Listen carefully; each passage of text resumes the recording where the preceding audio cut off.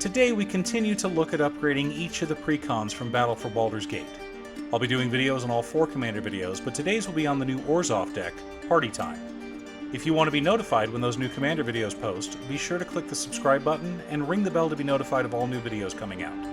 With that out of the way, let's take a look at Elminster. Party Time is a very interesting deck, and I'm a big fan of what this deck is trying to accomplish. I really liked the party mechanic that first appeared in Zendikar Rising, but felt it was lacking for Commander. We needed more support cards, which this deck has given us. Now this series of videos will all be $50 upgrades, give or take, which means you can pick up the precon at your local game store, then spend another $50 on singles, and have yourself a fun and interactive deck. I understand that not everyone has access to a local game store and has to rely on Amazon to order their sealed products. If that's you, please use my affiliate link below. It really does help the channel. Now, before just tossing in upgrades at random, we need to take a look at the deck, figure out what it's trying to do, and then compare it to our checklist. This way we can figure out what its weaknesses are and how we can work around them. Party Time, like most pre-constructed decks, has a core theme and a sub-theme. The core theme of this deck is the party mechanic. We run lots of clerics, rogues, warriors, and wizards, and then gain benefits based around them, like pumping our entire team or draining our opponents or a host of other subtle benefits. The sub-theme is aristocrats. Not a lot, but it does exist. The problem I've found is that commander decks don't work well with a sub-theme, especially in a deck as dense as party-themed. There are so many moving pieces required to make aristocrats functional, so we'll probably want to cut most of those effects. But before we look at replacements, we should figure out what we're cutting. In order to do that, we should compare the list against our checklist. My checklist consists of the following: 50 mana sources, usually split between 37 lands and 13 pieces of ramp, though this can vary based on average mana value and a variety of other factors. 10 pieces of card advantage. These are cards that net you cards or allow you to dig for answers or even return cards from the graveyard to your hand or battlefield. This can also mean tutors or consistent scry effects, but not cantrips that only draw you a single card. 8 to 10 pieces of spot removal. It doesn't just have to be spot removal, it can remove more than one threat, but isn't necessarily a board wipe. I also include stacks effects in this category, but I don't believe in doing nothing but stacks. 2 to 3 board wipes. Some decks you want more, some less. But with every deck, you sometimes find yourself falling behind and need to hit the reset button. 2 pieces of graveyard hate. There are lots of decks that rely on their graveyard and use it as a resource. Whether you're removing a couple of key cards, exiling all graveyards, or shuffling them back into your opponent's library, you want to have answers for those opponents. 1 sudden I win card. This is more of a flavor card than anything else. Yes, you can combo off and win the game with this card, but it's not always necessary. I will sometimes build decks with multiple sudden win cons, while others are more grindfests. It really depends on what kind of deck I'm building, but it's important to keep this slot in mind. So let's break down Party Time.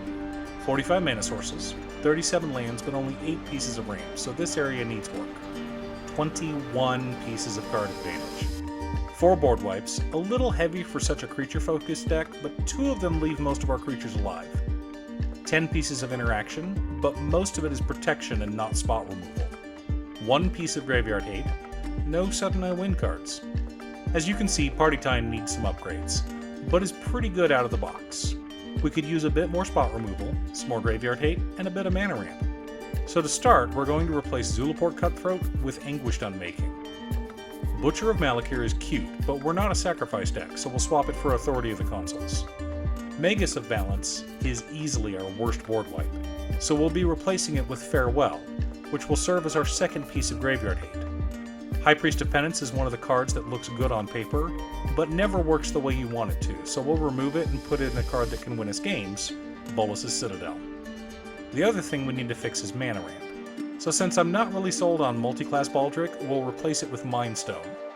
Pontiff of Blight is great in this deck, if we had a ton of mana to fully utilize it. But we don't, so we'll swap it for Marble Diamond. Finally, Solemn Recruit gets replaced with Charcoal Diamond. We still have a bit of our budget left, so we'll be putting in better lands. We'll be taking out Orzhov Basilica, Starlit Sanctum, and Shambling Vent, and replacing them with Isolated Chapel, Vault of Champions, and Shattered Sanctum. One final change is in the command zone. I like Nalia de Arnis as a commander, but I like Burkaro's party leader combined with Folk Hero just a bit more. Yes, Nalia is card advantage, but so is Folk Hero. Additionally, Barbaros is ramp.